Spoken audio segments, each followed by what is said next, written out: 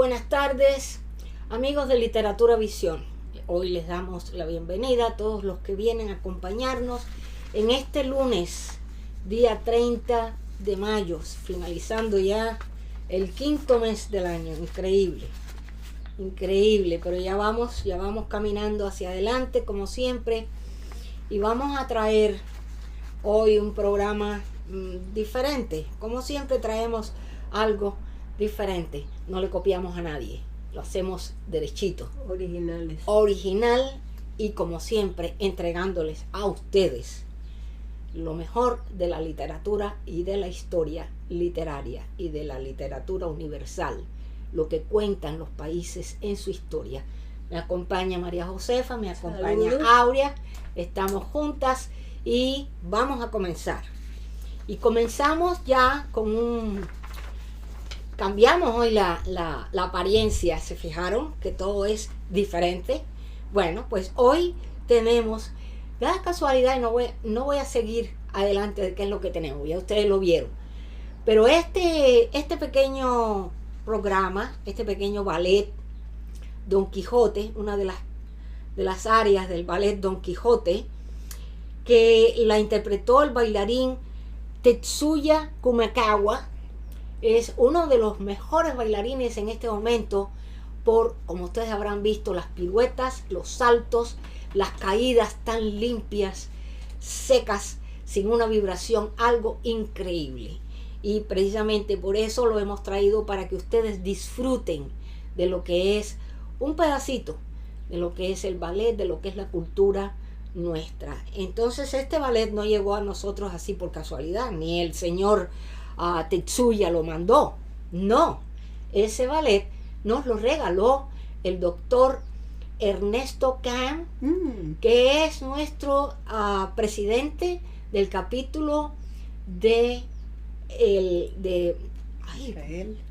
Israel. Yes.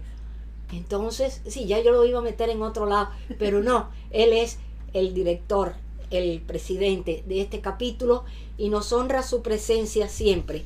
Él siempre se acuerda de nosotros, y en esta ocasión, como ustedes podrán ver, nos ha enviado este pequeño video para compartirlo con ustedes. Y ya, siguiendo la historia que nos trae en el día de hoy, porque recordamos a tanta gente del ballet, ¿te acuerdas?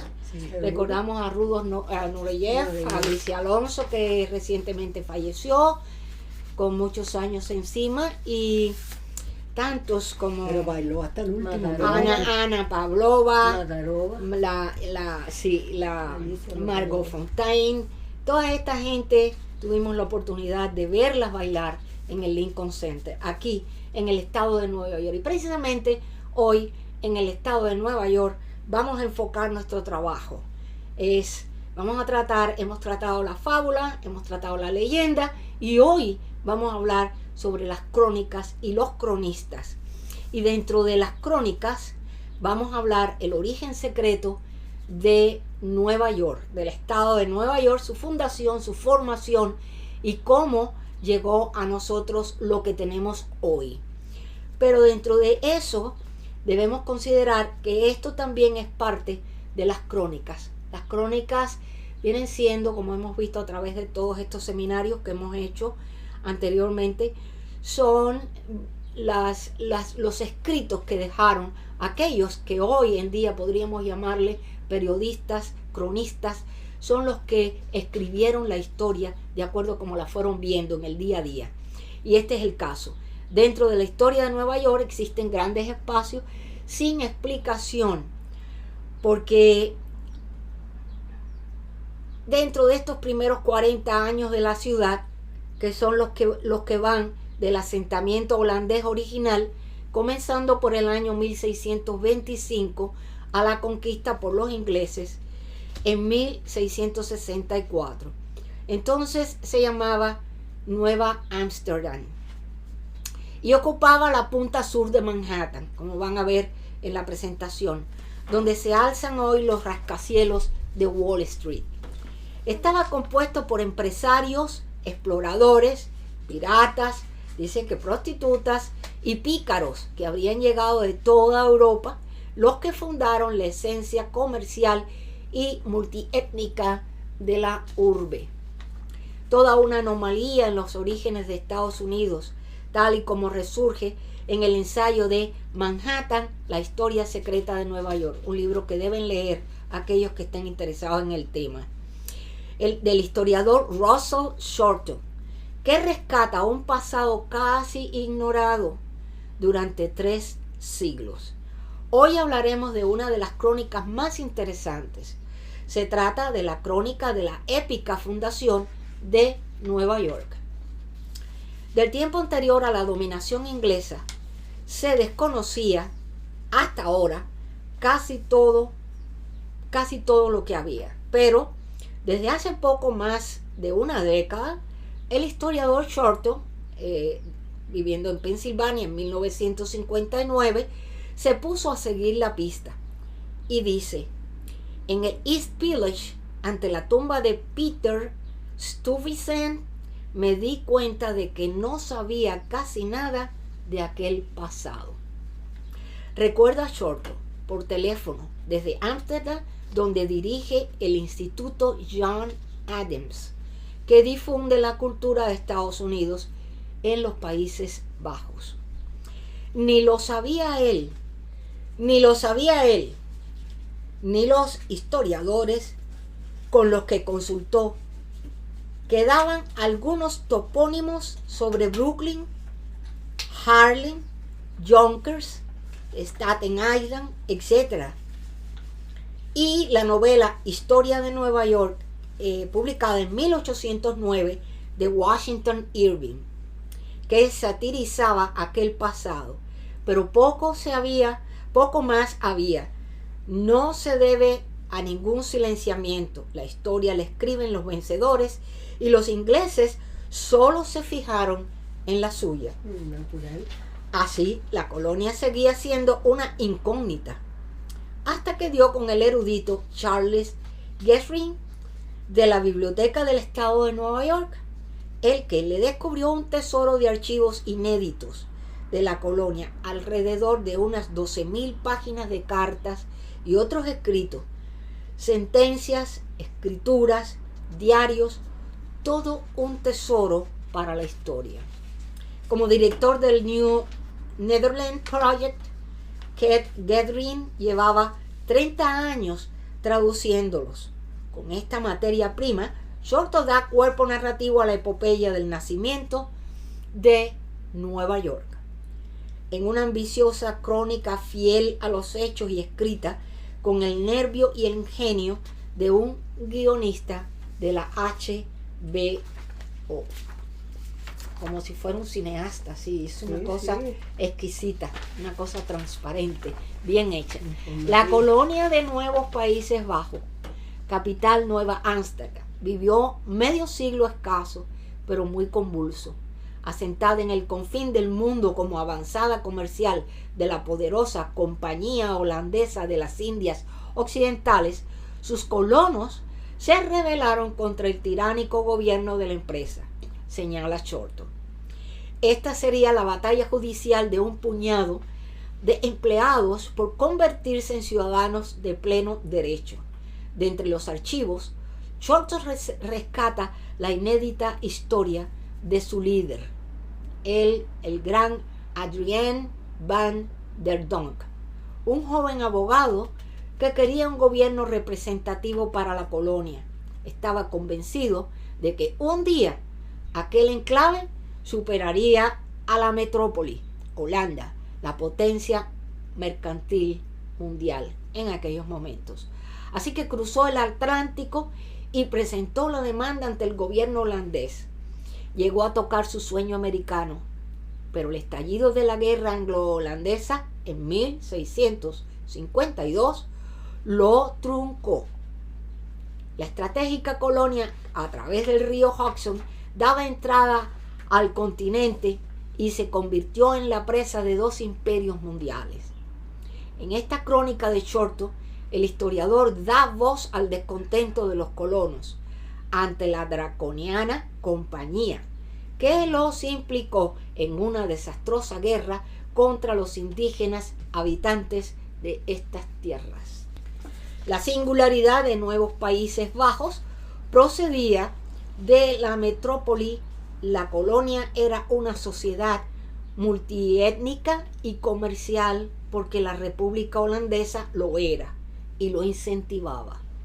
Era un estado de burgueses, comerciantes recién liberados del yugo del Imperio Español, que resplandecía en su siglo de oro, potencia hegemónica del comercio mundial y excepción liberal en una Europa de monarquías y fundamentalismos.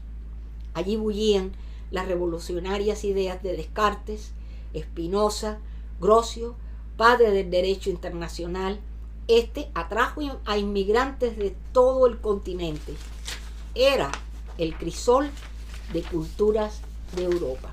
Y ahora que termino con este pedacito que me tocó a mí, les dejo con la siguiente parte de esta lectura a nuestra compañera María Josefa. Bueno, Así que adelante. yo con mucho gusto les doy la bienvenida y les invito a escuchar esta parte interesante de la lectura que está trayendo nuestra directora hoy. Que es la de ella. Ese espíritu fluyó a nuevos Países Bajos y de allí hacia el futuro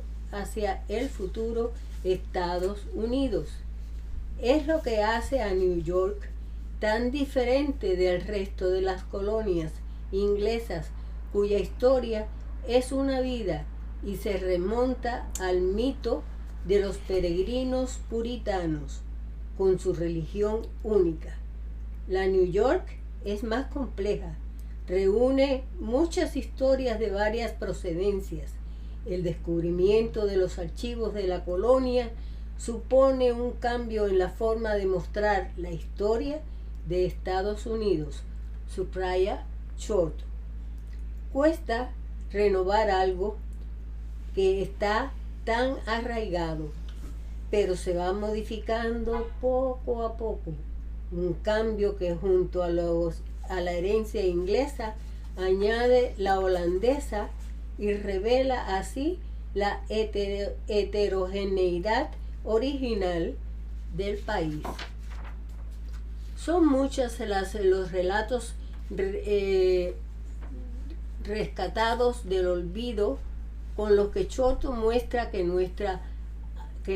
Nueva Amsterdam era una ciudad que oscilaba entre la tiranía y la anarquía. Las colonias inglesas y holandesas representaban los extremos conservadores y liberales del siglo XVII. A ellas, añade, se remontan las dos Américas de hoy, la urbana y la rural, la republicana unitaria y la demócrata formada por muchos grupos.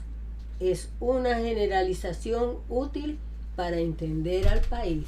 Crónicas de New York, 1880 a 1890. En los años 1830 hay más inmigrantes de Cuba que todo Latinoamérica y España juntas en New York. Es cierto que la primera bandera de Cuba se izó en New York, así como también uno de estos inmigrados cubanos lo era Félix Varela, el cubano que fundaría el primer periódico en español en esta ciudad neoyorquina. También él tenía la reputación como filósofo, educador y defensor del movimiento separatista cubano. Siendo New York un puerto importante y centralizado por las exportaciones comerciales como el azúcar, por ejemplo, fue una de las principales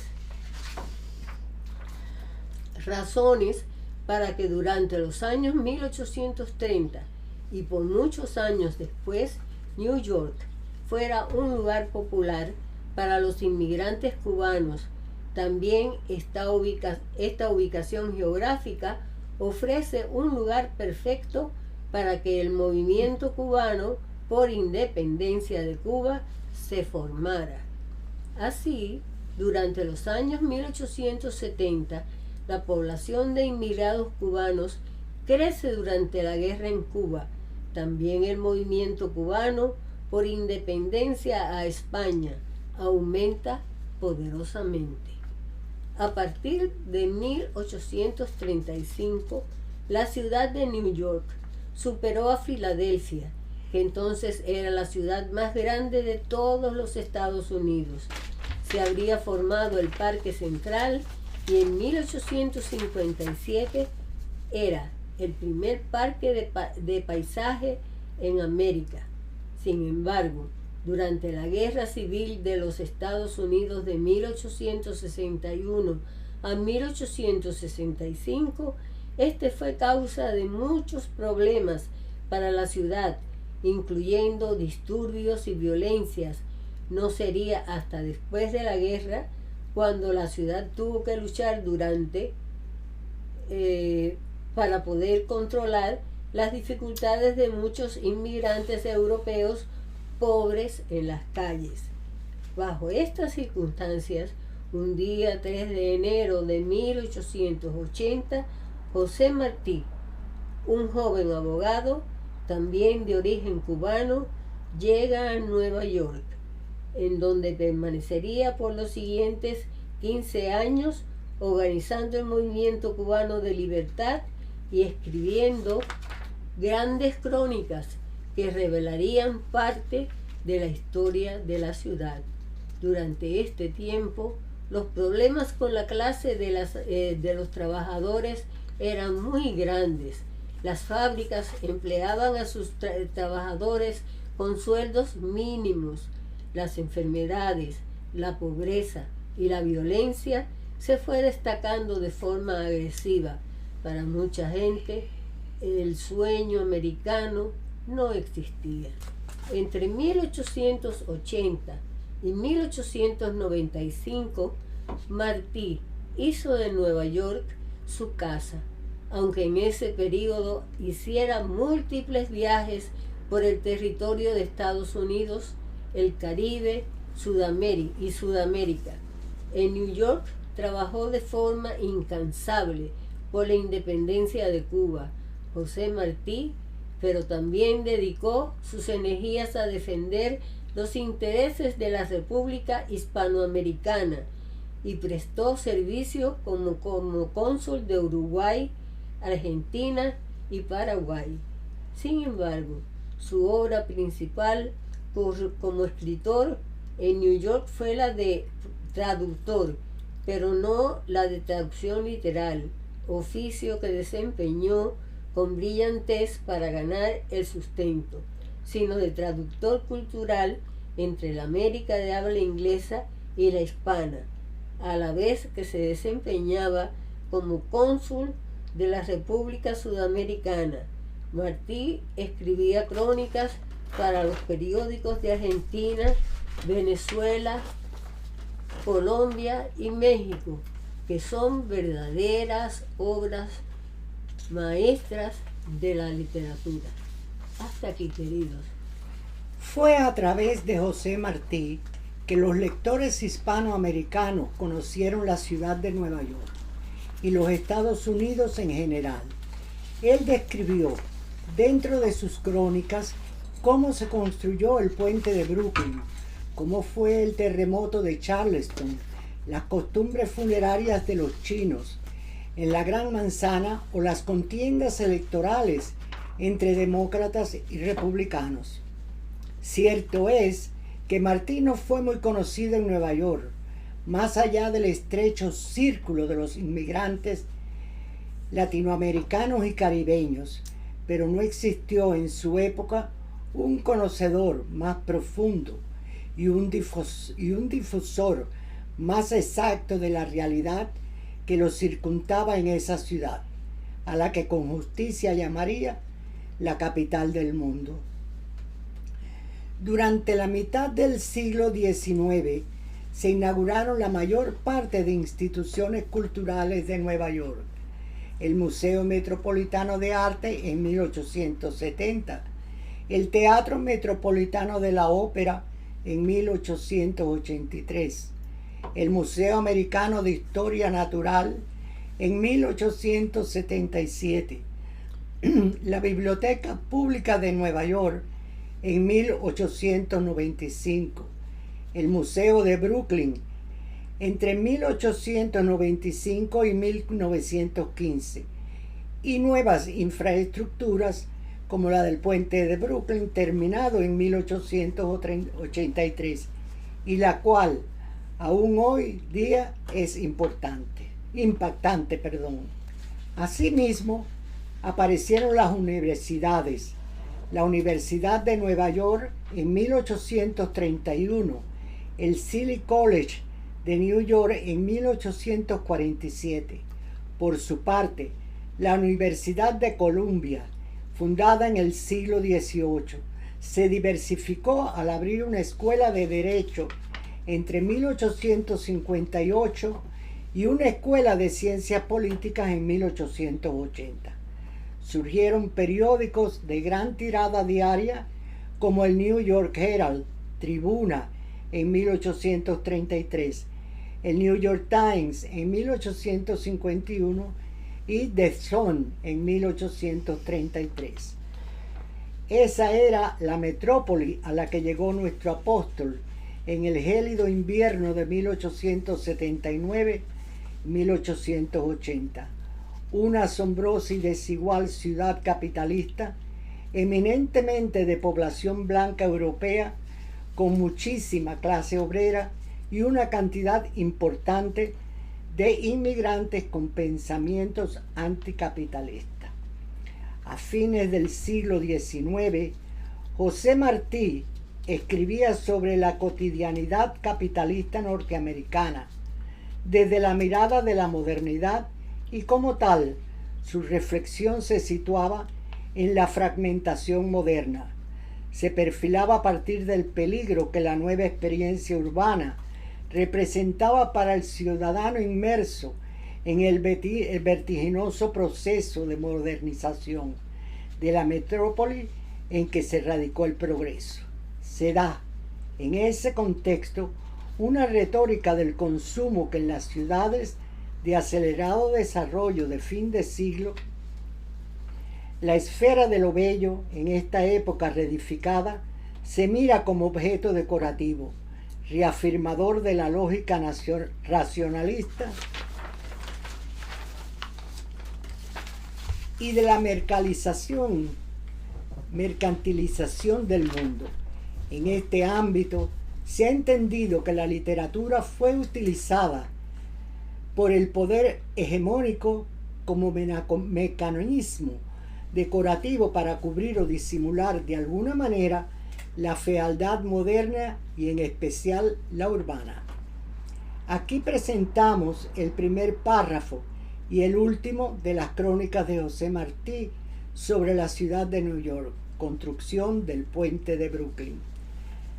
Palpita en estos días más generosamente la sangre en las venas de los asombrados y alegres neoyorquinos. Parece que ha caído una corona sobre la ciudad y que cada habitante la siente puesta sobre su cabeza. Afluye a las avenidas camino de la margen del río Este, muchedumbre premiosa que lleva el paso de quien va a ver maravilla, y es que en piedra y acero se levanta la que fue un día línea ligera en la punta de un lápiz de un constructor atrevido, y tras 15 años de labores se alcanzan al fin por un puente colgante de 3.455 pies, dos ciudades, Brooklyn y New York. Así han fabricado, y así queda, menos bella que grande y como brazo poderoso de almenadas fortalezas, si no se abrazan con brazos de acero. Las ciudades ya no guardan casillas de soldados, las poblaciones, sino casillas de empleados, sin lanza ni fusil, que cobran el centavo de la paz, el trabajo que pasa. Los puentes son las fortalezas del mundo moderno. Mejor que abrir pechos es juntar ciudades. Estos son llamados ahora a ser todos los hombres Soldados del Puente. Firma José Martí para el diario La América, Nueva York, junio de 1883. Y ahora, para finalizar mi participación, los dejo con nuestra directora Rosalía de la Soledad, que les hará la presentación de los participantes de la segunda parte del programa. Muchas gracias a todos. Bueno, ahora tenemos como siempre al doctor Luis Alberto Ambrogio, que hoy nos trae un trabajo que prometió la semana pasada que iba a ser una gran sorpresa, y lo es, porque viene celebrando las raíces de Argentina. Y vamos a ver qué nos trajo el doctor. Adelante, bienvenido, doctor. Hola. Hola, buenas tardes, doctor Ambrogio. ¿Cómo se encuentra? Buenas tardes, Rosalía. Muy bien, gracias a Dios. Qué bueno. Bueno, pues entonces vamos ya para el último segmento de este mes. ¿Cómo nos trae? ¿Qué nos trae en este día? Bueno, en este día voy a compartir algo también personal, con anécdotas, uniendo precisamente los segmentos de estos 2 meses. El primero, que fue sobre los poetas estadounidenses, y el segundo sobre los poetas de Argentina. Entonces hoy vamos a irnos de Estados Unidos a Argentina con poetas argentino-estadounidenses. Excelente. Y empiezo con el hecho, por ejemplo, de ese poema que compuse a principios de los años 80, titulado Dame el pan Argentina, y que lo leí en Los Ángeles, y allí el director, digamos, del conjunto folclórico Los Cuatro de Córdoba le encantó la letra y me la pidió para musicalizarla. Y sacaron un long play, como se decía anteriormente, titulado precisamente Dame el pan Argentina. Y allí también comienza el long play con Oda a la Patria de Jorge Luis Borges. Entonces es increíble cómo vamos de aquí para allá. Y este canto, Dame el pan Argentina, se hizo muy popular, tal es así que lo usó un presidente en su campaña política allá en Argentina, y ustedes lo podrán escuchar precisamente ahora en estos momentos. Por supuesto que sí. Entonces, ¿vamos a escucharlo?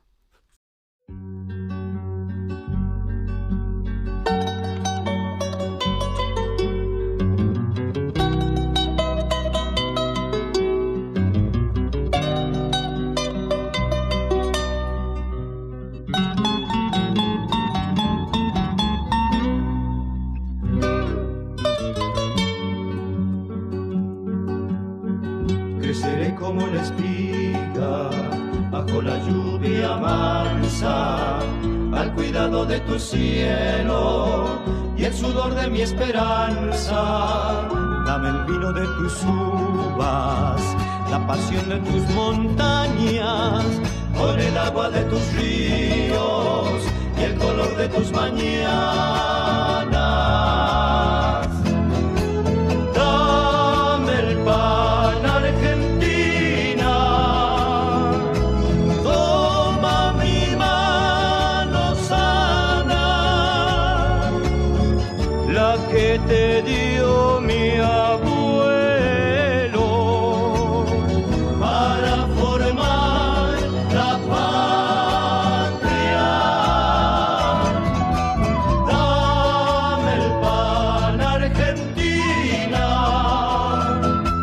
porque mi vida espera el cariño de tu tierra,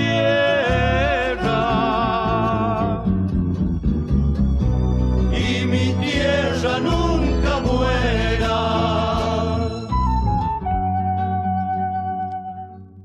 Magnífico, maravillosa la música de de este video, excelente. ¿Qué nos puede decir además? Bueno, esto lo vamos a dejar así. Otra anécdota que yo creo que es interesante es precisamente algo que he contado siempre, mi encuentro con Borges en la Universidad de Georgetown al principio de los años 70. Y voy a compartir 2 poemas cortos y un pequeño escrito, un pequeño ensayo que me inspiró precisamente ese encuentro y aparecieron en mi libro Poemas Desterrados. El primer poema se titula Comunicación y tiene 2 epígrafes, uno de Juan Ramón Jiménez que dice: no sé con qué decirlo porque aún no está hecha mi palabra. Y el otro epígrafe de Jorge Luis Borges dice: mi humanidad está en sentir que somos voces de una misma penuria. Y dice el poema: escuchando con el corazón se comprende realmente el idioma, no los lenguajes, sonidos divididos. La sonrisa se dice lo mismo en diversas patrias. El llanto, las lágrimas se encerraron en una sola música para que el tiempo y la distancia las entiendan. Cualquier sea el color del alma, en el azúcar de la luna sus suspiros hicieron la palabra, en respuesta acelerada al canto universal de los versos. Y luego voy a compartir algunos aspectos de este ensayo titulado La ceguera del poeta. Estamos tan ilusionados con el mundo de las cosas afuera que, contrario a nuestras teorías, el verdadero mundo interior se ignora. Y al hacerlo, vivimos como si no existiera. En realidad, lo opuesto determina la verdad. No viviríamos si nuestro mundo interior no existiera. De allí la fértil enseñanza de la ceguera, aunque dudo que todas las cegueras sean iguales. Y esto, dicho sea de paso, está inspirado precisamente por ver a Borges recitando sus poemas y hablando de este tema. Cantores, poetas magnifican la belleza que nos brindan y por ende la creación, precisamente porque prescinden de sus ojos las satisfacciones inmediatas y las triviales apariencias de las cosas. A Homero, si existió, los griegos lo hicieron ciego para que su poesía sea música. Verlaine también lo sentía así, no visual, Wilde tampoco la apreciaba de esa forma, pero sobre todo para que fuese eminentemente un vuelo supremo de la imaginación. El color de la ceguera no es importante. Borges establece que el mundo de su ceguera no es negro ni oscuro. En realidad extraña el rojo y el negro. Junto con la incomodidad, los otros matices abundan en terca neblina luminosa, como dice él. Lo más positivo de la ceguera, valga la expresión, y juzgado por alguien a quien le falta, está en el descubrimiento y adoración íntima de los arquetipos al fin de uno mismo profundamente y su proyección. La ceguera de Borges que vi y escuché en persona me hizo vivir intensamente esa experiencia cuando en los años 70 y tantos en la Universidad de Georgetown recitaba: repito que he perdido solamente la vana superficie de las cosas.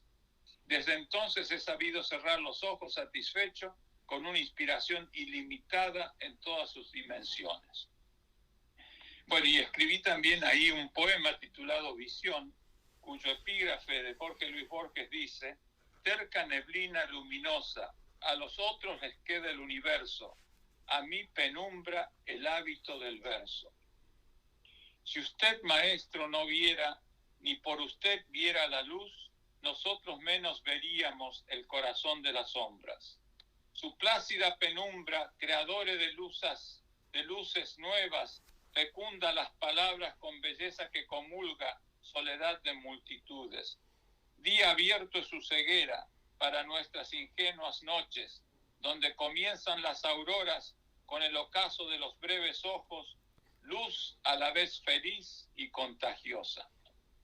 Bueno, ese es otro aspecto de la unión, en cierto sentido, entre Estados Unidos y Argentina en la literatura que se escribe aquí en los Estados Unidos. Y voy a acabar con un episodio que sucedió en el año 2010. El Smithsonian Institution Latino Center me encargó que organizara una celebración poética bilingüe del bicentenario de la independencia argentina. Y allí lo hicimos con muy reconocidas poetas argentinas norteamericanas que invité.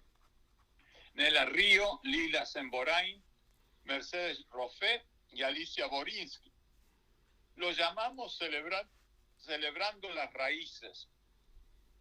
Comparto algunos aspectos y versos de estas grandes poetas. Alicia Esther Borinsky, que nació en Buenos Aires en 1946, es una académica literaria, novelista, poética y crítica literaria que ha publicado extensamente en español, en inglés, tanto en Estados Unidos como en Latinoamérica y Europa. Es profesora de literatura latinoamericana y literatura comparada en la Universidad de Boston y directora del programa interdisciplinario de estudios latinoamericanos en la misma universidad. También dirigió un programa de verano desde el 1916 titulado Programa de Estudios Culturales de Verano en la ciudad de Buenos Aires.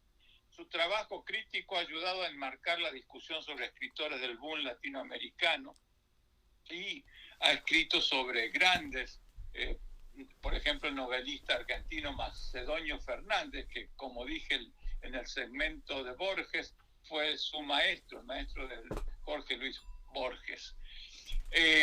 Y ha realizado numerosos trabajos sobre poesía, escritores y literatura mundial. Les leo un pequeño poema titulado Tango. Dice Alicia Borinsky: de tu voz recuerdo ciertas palabras por la tarde en una calle de Buenos Aires, la impostación del tango, una cadencia en la charla y el abrazo. Pero sobre todo mis maniobras para seducirte, la felicidad con que supe amarme, el modo de ocupar tu lugar, cómo te robé las intenciones, el espejo, mi cuerpo en tu deseo. Bueno, la segunda poeta es Nela Río, que es una poeta, escritora, profesora de Argentina, pero que nacida en Córdoba, pero reside en Canadá. Autora de numerosos poemarios y sobre todo una gran promotora cultural, creadora del registro creativo de la Asociación Canadiense de Hispanistas. Voy a leer un poema de ella, y tendría mucho más que hablar de ella. Dice: noches sin horizontes, cuando hundes tu mano más allá de mí misma, como si abarcas toda mi historia, en esas noches en que rescatas mi sollozo rondo, mi goce asombrado, que nace de recuerdos que tiemblas por poblar de besos, que depositas con fruición en los labios de mi cuerpo, acariciando los años que no te conocieron, en esas noches que las quiero largas y que no terminan nunca, respondo a tu estremecido amor con la pasión que solo se encuentra en una larga espera. Las otras dos poetas son Lila Semborain y Mercedes Roffé, ambas profesoras en Nueva York, en las universidades de Nueva York. Y bueno, son muy reconocidas. Leo el breve poema de Lila Semborain. La escritura huye en sí, es una línea que se tuerce y se retuerce, una línea imposible de medir, como si la costa inglesa de Mandelbrot, que verifica su inmensidad cuando se la calcula con medios cada vez más ínfimos. Y es entonces otra vez Borges y Zenón de Lea y los silogismos improbables de entender, o la biblioteca de Babel y los aborrecidos estantes de libros, alineados caóticamente con innumerables letras y páginas, a veces en blanco, para representar la proliferación o la vastedad de lo que es imperceptible. Excelente.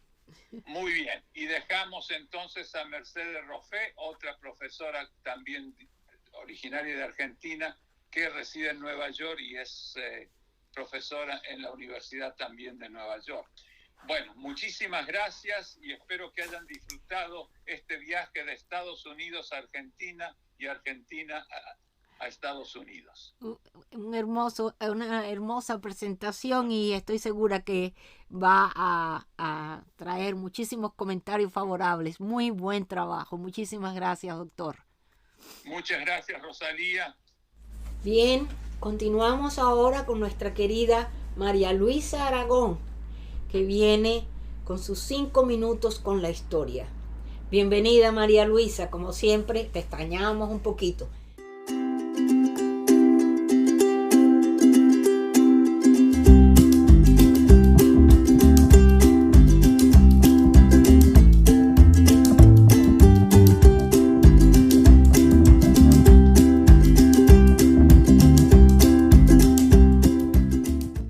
Les saluda Marisa Aragón para Literatura Visión, desde Valencia, España. El relato de hoy es Consuegra. Es uno de los pueblos más bonitos y conocidos de toda la comunidad de Castilla-La Mancha, en la provincia de Toledo. Su patrimonio histórico es fascinante y cuenta con monumentos como el Castillo de la Muela, entre otros. Está cargado de historia, digno de ser visitado y conocido. Símbolo de Consuegra y de la Mancha son sus molinos de viento, los más bonitos y más conocidos de España. Son los gigantes de la novela de Don Quijote, que coronan el cerro Calderico, dibujando una estampa única. Son universales, gracias al Quijote. Es imposible pararse frente a ellos sin imaginar las andanzas del hidalgo y de un Cervantes inspirado que, buen conocedor de la zona, quiso plasmarlos en su novela.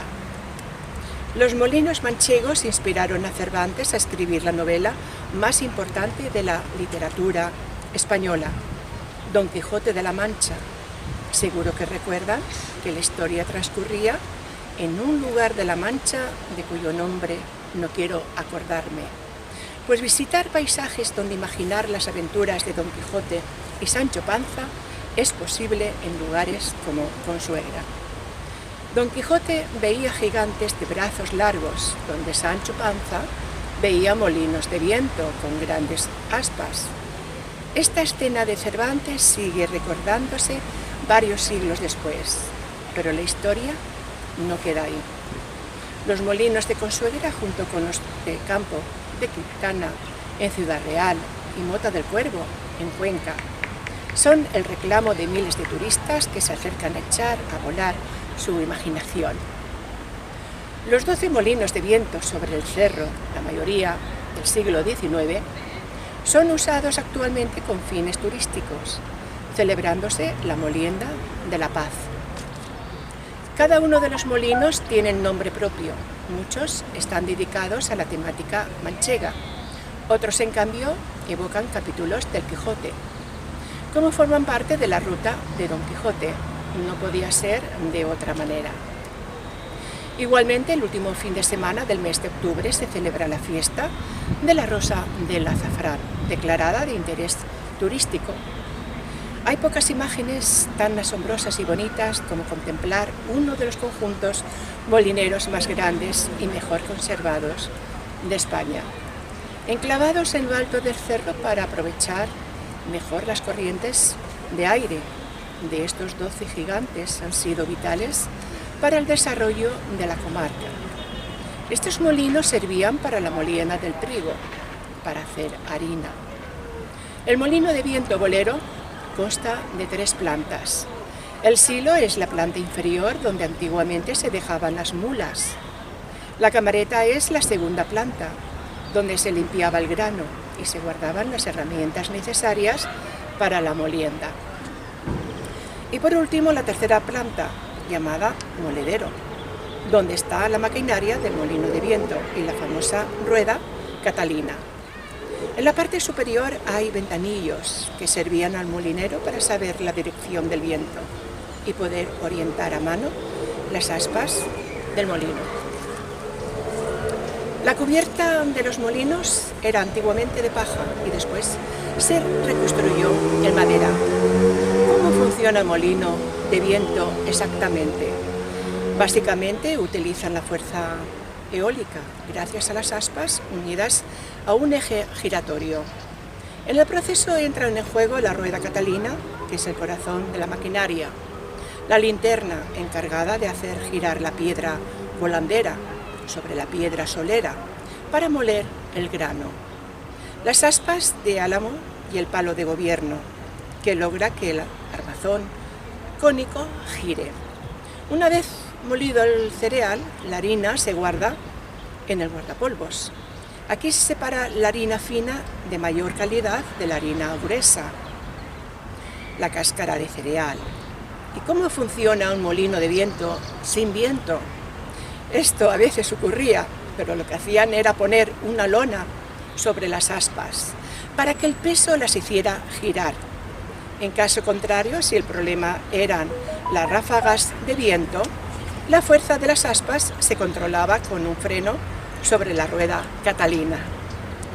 Como ya he comentado anteriormente, el último fin de semana de octubre, fecha en la que se celebra la fiesta de la rosa del azafrán, fue declarada como fiesta de interés turístico regional por la Junta de Castilla-La Mancha. El molino Sancho tiene la maquinaria más antigua de todos los molinos de viento de Consuegra, pues en la fiesta de la rosa del azafrán se puede ver en pleno funcionamiento. Es aquí donde se entrega en saquitos la llamada molienda de la paz, harina de trigo recién molida por el molino Sancho. Además, se celebra el Festival Nacional con bailes típicos de toda España y, como no, el concurso de monda de azafrán, que premia la velocidad con la que se extraen las hebras o estimas rojos del azafrán, una práctica milenaria no apta si tienes poca paciencia. En el mes de agosto se celebra Consuegra medieval, con motivo de la muerte del hijo del cicampeador en el castillo de la Muela, el 15 de agosto del año 1097. La ciudad se transforma y se puede visitar también el mercadillo artesano con productos locales. Y para finalizar este precioso relato, actualmente el Molino Viento Bolero acoge en su interior la oficina de turismo de Consuegra. Sin duda, pasearte por el cerro y hacerte una foto es algo que, aunque sea típico, es que es una imagen preciosa. Los molinos de Consuegra fueron declarados bien de interés cultural en el año 2008. Deseo que hayan disfrutado de este relato. Muchas gracias. Y ahora, desde la Florida, viene uno de los miembros de la Academia Norteamericana de Literatura Moderna Internacional. Ella es una de las pioneras de las que al principio comenzó en este proyecto que es la Academia Norteamericana de Literatura Moderna Internacional, y ella es Sonia Castro, que nos trae un gran trabajo sobre la mujer. Adelante, Sonia, bienvenida. Buenas tardes, Sonia Castro desde aquí, desde el sur de la Florida, para compartir con ustedes algo que escribí hace algún tiempo, y es que es para hacer un pequeño homenaje a la mujer cubana. Lo titulé Mujeres Valerosas, y dice así: la mujer cubana ha sido siempre un factor determinante en nuestras guerras insurreccionales por la independencia y libertad de nuestro país. Desde tiempos coloniales, la mujer cubana ha luchado por sacar nuestro país de los bochornosos desgobiernos que la han hundido en el abismo de la desvergüenza y la corrupción. Mujeres como Carlota, negra de origen lucumí, que se sublevó en 1843, una de las primeras fechas para el estallido revolucionario en el ingenio Triunvirato, allá por la provincia de Matanzas, ya que debido a que luego del exterminio aborigen, los colonizadores comenzaron a traer negros africanos a las colonias para tener mano de obra que supliera sus necesidades de servidumbre indígena. Posiblemente, otras como ella se unieron a la causa de la revolución independentista y llevaron la guerra a esclavos asesinados en cafetales, fincas ganaderas, etc., tratando de alcanzar la digna y merecida libertad. Carlota murió combatiendo mientras intentaba liberar a otros esclavos. Cuentan de ella que fue una mujer valerosa y que luchó hasta el suspiro final por alcanzar esa añorada libertad. Como Carlota, y al paso de la historia podemos nombrar a mujeres valientes y de honor patrio como Adela Ascuí, que participara en 40 combates junto a los mambises, a Isabel Rubio, que murió de las heridas recibidas en combate en la Manigua, María Hidalgo, Mercedes Sirven Pérez, Ana del Toro, María Cabrales, etc., y también la Bañamesa, otra esclava con un valor y amor por la libertad que fue notorio, y esto por nombrar solo algunas de las que ofrendaron sus vidas por libertar a Cuba del oprobio colonialista.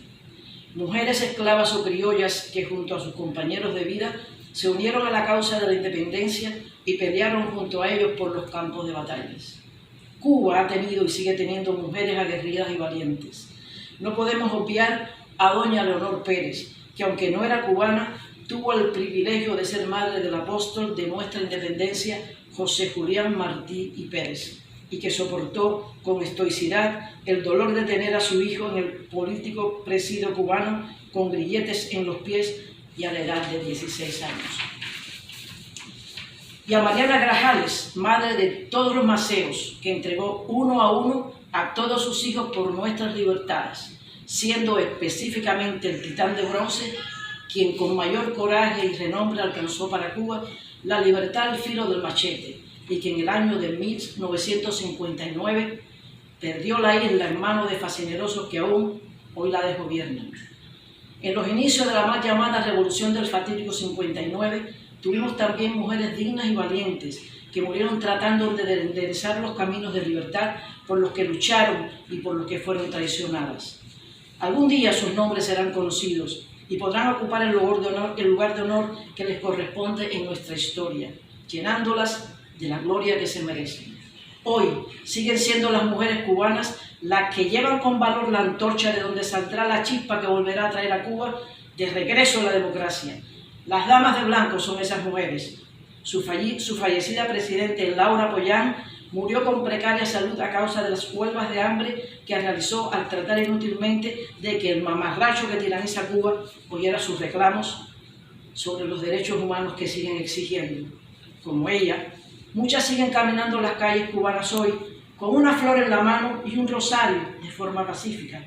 Con ello le dicen al tirano y al mundo: no queremos más sangre, solo queremos vivir en libertad y en democracia. Berta Soler es quien dirige hoy ese grupo de mujeres valientes. Ellas son golpeadas, arrastradas por las calles, encarceladas debido a su posición política, por la chusma castrista. Tratan de amordazarlas, pero nunca podrán, porque su lucha es en pro de la libertad de Cuba. Berta, pues, es otra de las mujeres que enaltecen nuestra dignidad de cubanas.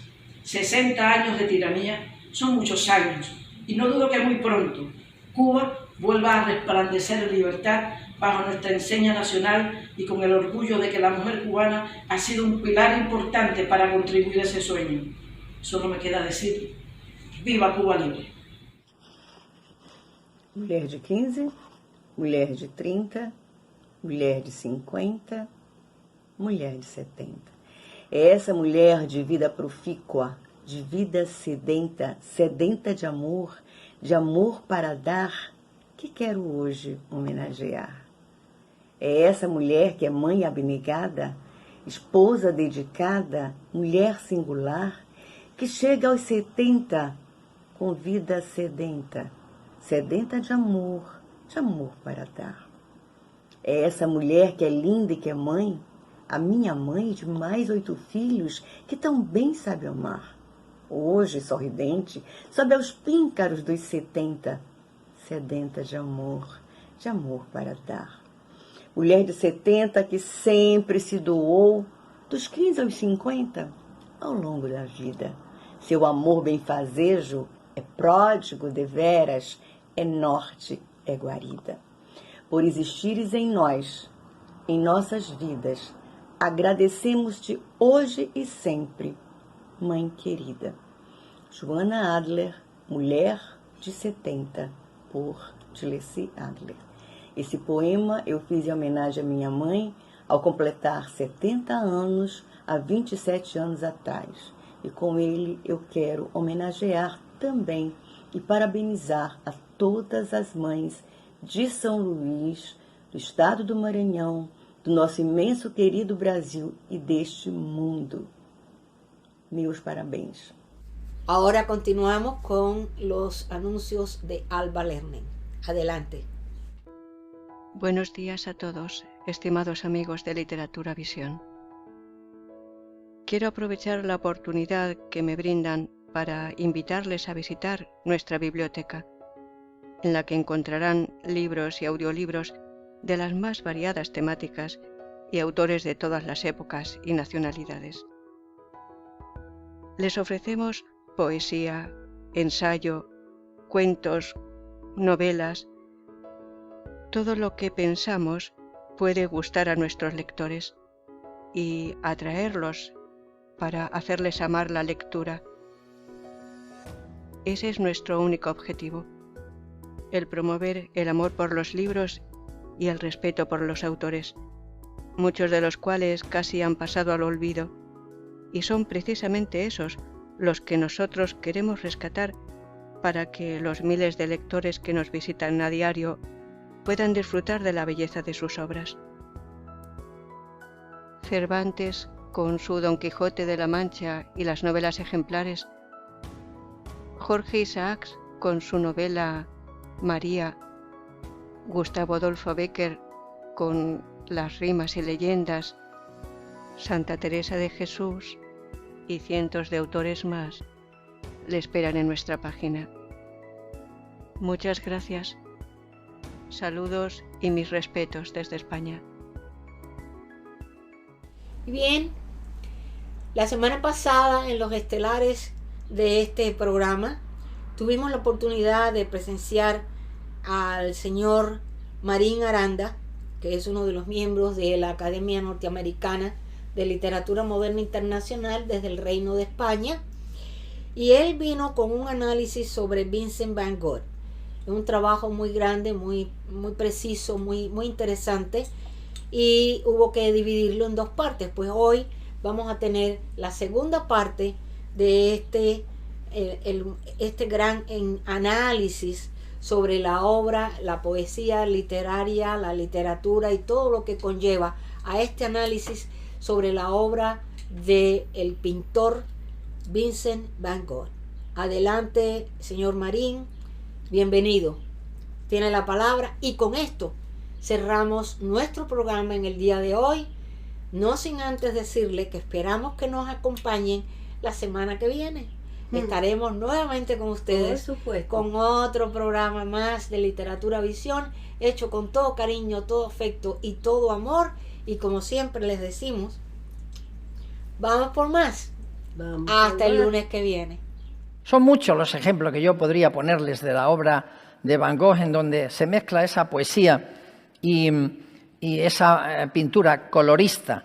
Voy a hablarle de algunos de ellos solamente.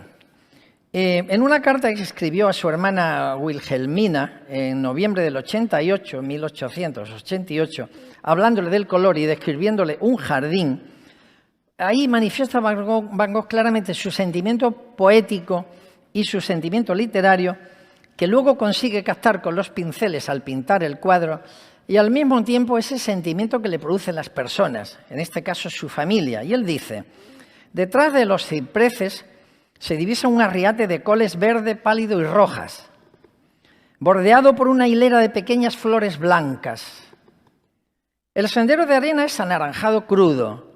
La hierba de los dos arriates de geranios escarlatas es muy verde. Por último, en el segundo plano se encuentra una criada vestida de azul, que arregla plantas de exuberantes flores blancas, rosas, amarillas y rojo vermellón. Dice: yo no sé, quizás no sea muy parecido, pero a mí me muestra el carácter poético y el estilo del jardín tal y como yo le veo. A lo mejor el jardín no era ese, pero él lo estaba viendo así. Y sigue con ese toque de poesía, en la forma que él está imaginando a su familia, porque le está escribiendo a su hermana, y dice: del mismo modo, supongamos que esas paseantes fuerais tú y mamá, y el tono violeta oscuro, violentamente salpicado por el limón de las dalias, me sugiere la personalidad de nuestra madre. La figura con el chal escocés a cuadros anaranjados y verdes, destacándose sobre el verde oscuro del ciprés, ese contraste, exagerado aún más por la sombrilla roja, me da una idea tuya, como las novelas de Dickens, vagamente como una alegoría. Y remata con esta frase, que es donde realmente ya demuestra la conexión, como digo, de la pintura y la poesía. Es definitoria para mi forma de verlo. Dice: no sé si entenderás que pueda hacerse poesía únicamente mediante una buena disposición de los colores. Y eso es lo que hizo en todos sus cuadros, disponer los colores de tal forma que creaba poesía.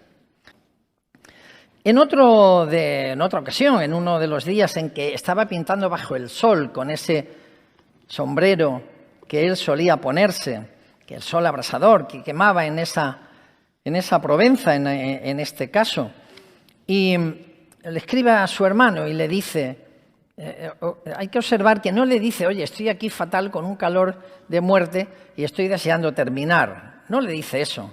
Le dice: ayer estuve a la puesta de sol en un brezal pedregoso, en el que crecen unas encinas muy pequeñas y retorcidas. Al fondo unas ruinas sobre la colina y el valle de trigo. Era romántico a más no poder, a lo Monticelli, el célebre pintor francés romántico. El sol derramaba sus rayos muy amarillos sobre los zarzales y la tierra. Absolutamente era una lluvia de oro. Y sobre las letras deja caer una imaginación, una ensoñación, y dice: nadie se hubiera sorprendido al ver aparecer de repente unas damas y unos caballeros de regreso de una cacería con halcón. Y sigo diciendo en estas ensoñaciones, o tal vez podía haber aparecido y se podía haber oído la voz de un viejo trovador provenzal. Todo esto no cabe duda que es sensibilidad, es romanticismo, es una poesía que nace de la mano del artista igual que nace la pintura. Sale espontáneamente, sale limpiamente y son fruto además de un cerebro que está enamorado de la vida. Hay que decir también que Van Gogh tiene una visión propia de sus paisajes, de lo que quería pintar, y que esa visión tergiversaba la realidad, la transformaba. Y eso lo transformaba igual que un poeta ve y siente en su interior las palabras que pueden llegar a conformar un verso. Esa es mi opinión. Las palabras, cuando uno está pensando en aquellas palabras, esa terminología necesaria para un determinado poema, para explorar cuál es el mejor término posible. Aquí hay algunos poetas que lo pueden entender eso, como mi buen amigo Basilio. Cuando estaba también decorando la habitación de Gauguin, por ejemplo, él tenía mucho interés en que las cosas salieran bien, que tuviera una habitación bonita, él quería crear una comunidad de artistas, invitó primero a Gauguin, aquello no salió bien, porque como todo el mundo sabe, se enfadó, salieron peleándose y se mutiló incluso una oreja él. Pero cuando le escribe a Theo diciéndole que está pintando una versión del Jardín del Poeta, un cuadro que pintó en varias ocasiones, hizo varios cuadros de ese jardín, lo que le escribe es un poema claramente. Y si lo ponemos en verso, lo van ustedes a observar rápidamente. Lo que le dice él es: este cuadro es un croquis muy vago de mi último lienzo. Una hilera de cipreses contra un cielo rosa, con una luna creciente limón pálido, un primer plano de tierra imprecisa y arena y algunos cardos. Dos enamorados, el hombre azul pálido con sombrero amarillo, la mujer con un corpiño rosa y una falda negra. Esto es un poema realmente. Sigo dando ejemplos. Van Gogh pintó varios cuadros de la noche, de cielos estrellados, que tenían gran atractivo, como este que trae mi amiga Ale ahí puesto y Marisa también. Era un sentimiento que le llegaba a contemplar la belleza de las cosas en directo, y él se fijaba realmente en todo. Pero fijaros qué pensamiento más abierto, qué imaginación más lúcida, que le dice a su hermano en una carta: yo declaro saber nada de nada, no sé realmente nada, pero la vista de las estrellas me hace soñar. Y me hace soñar igual que los puntos negros de los mapas que reflejan ciudades y pueblos. Y me pregunto, ¿por qué han de ser menos accesibles esos puntos del cielo como los puntos negros del mapa de Francia, por ejemplo? Si tomamos el tren para ir a una ciudad, a un punto determinado, ¿por qué no podemos tomar la muerte para ir a alguna estrella? Bueno, está hablando de algo muy trascendente, está hablando del más allá, de la eternidad, está hablando de la relación vida-muerte. Y está incardinada, obviamente, esto en la época y en los profundos sentimientos religiosos que tenía Van Gogh. Pero es una visión poética, una visión romántica, una visión, en cierto modo, espiritual de la existencia. Nos iremos a las estrellas, cogeremos la muerte para irnos para allá. Como también sucede con los poetas, todo esto es un recurso puesto a disposición de su trabajo. No es algo que esté forzado, ni algo que esté buscado, es algo que está ahí y que está en sus genes. Y consecuentemente esta afectividad y estas emociones las traslada a la pintura, las traslada a sus cuadros. Y obviamente lo va dejando patente en su correspondencia. Otra ocasión también que voy a contarles es en una oportunidad en que su padre fue a verle.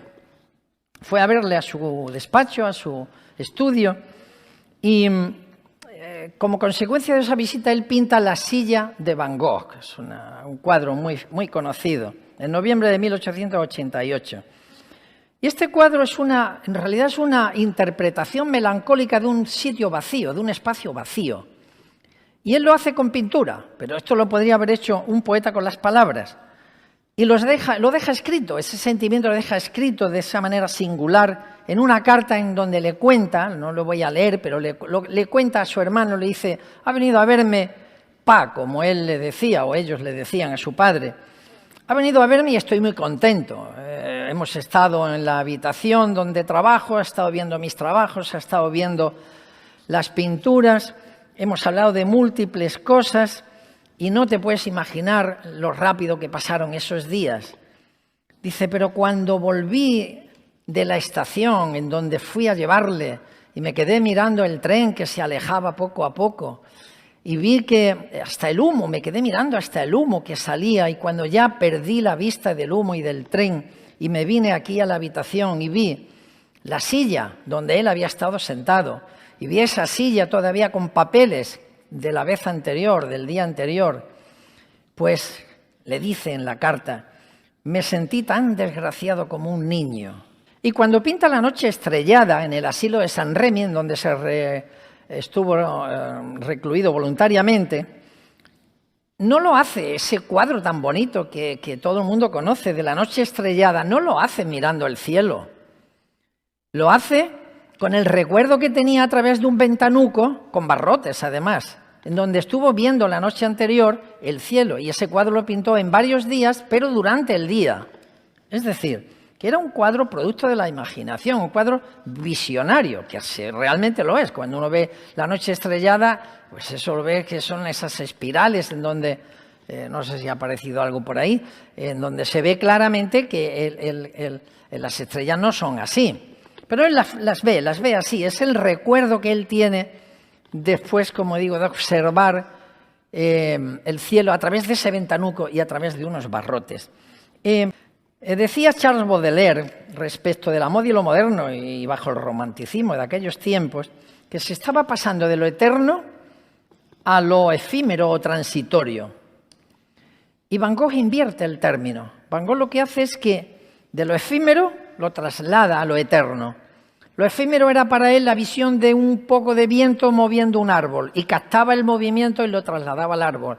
Lo efímero es el movimiento, lo permanente es el cuadro que todavía está por ahí. Es decir, el instante captado por su mirada queda reflejado en el cuadro, y era tan visionario, con tanta imaginación, que ese movimiento del árbol ya lo captaba solo en ese movimiento. No necesitaba más, y a veces estaba pintando fuera de tiempo, como digo, estaba pintando en otro momento del día. Todo lo que la imaginación podía captar, y lo pensaba con intensidad, lo pensaba con pasión, todo eso iba al lienzo de forma fija, de forma permanente. Finalizo ya, y lo finalizo con un breve comentario sobre ese principio de contradicción que hubo en su vida. El principio de contradicción podía ser un cúmulo de adversidades que se iban dando y una serie de desgracias que le tocaron. Algunas de ellas las menciono. Por ejemplo, pintó genialidades que no tuvieron aceptación en la época, tuvieron después de la muerte, pero no antes. Él lo decía ya en sus cartas. Decía que los pintores vivos no tenían futuro, los pintores muertos sí. Eso lo dijo en varias ocasiones. No ganó dinero en su vida, no ganó un duro en su vida, vendió un solo cuadro, que yo creo que ni el dinero lo cobró él, pero tuvo que estar a expensas de su hermano. Se enamoró en varias ocasiones, pero todas fueron rechazadas sus pretensiones. Vivió un tiempo con una mujer que tuvo que dejar por presiones de su propia familia. Estuvo con otra que también tuvo que dejar por presiones no de su familia, sino de la familia de ella. Es decir, una serie de cosas que culminan incluso desde su nacimiento, porque Van Gogh nace el mismo día exactamente en que había nacido un hermano anterior que nació muerto. Y este hermano le habían puesto ya el nombre de Vincent Van Gogh. Él nace el mismo día y sus padres deciden volver a poner el mismo nombre al nuevo Vincent van Gogh, del que estamos hablando. Luego, es una fatalidad todo esto. En definitiva, son adversidades que le persiguieron, que le siguieron a lo largo de toda su vida.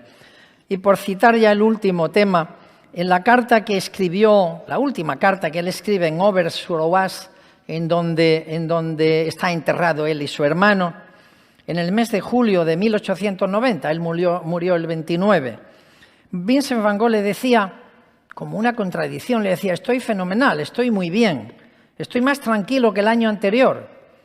Y mi confusión mental, decía él en la carta, se ha pasado. Estoy calmado, estoy bien.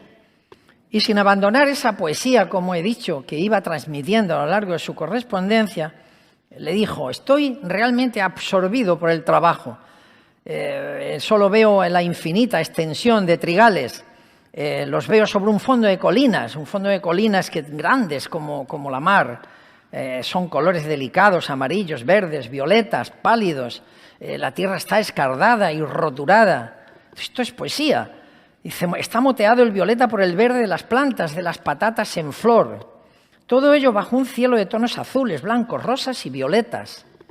Y les decía, además, al final: me encuentro en un estado de calma demasiado grande para poder pintar todo esto. Bueno, pues no fue así. Porque en la tarde del 27 de julio de 1890, Vincent van Gogh se arrastraba subiendo las escaleras de la pensión Rabaud para subir a su habitación porque se había dado un tiro en el pecho. A los 2 días, el 29 de julio, en compañía de su hermano y del doctor Gachet, murió a la edad de los 37 años. Y dijo: quisiera que ya todo hubiera acabado. Parece que fueron las últimas palabras de este gran genio de la pintura, que nos dejó una obra repleta de color y de poesía. Muchas gracias, señores, por su atención.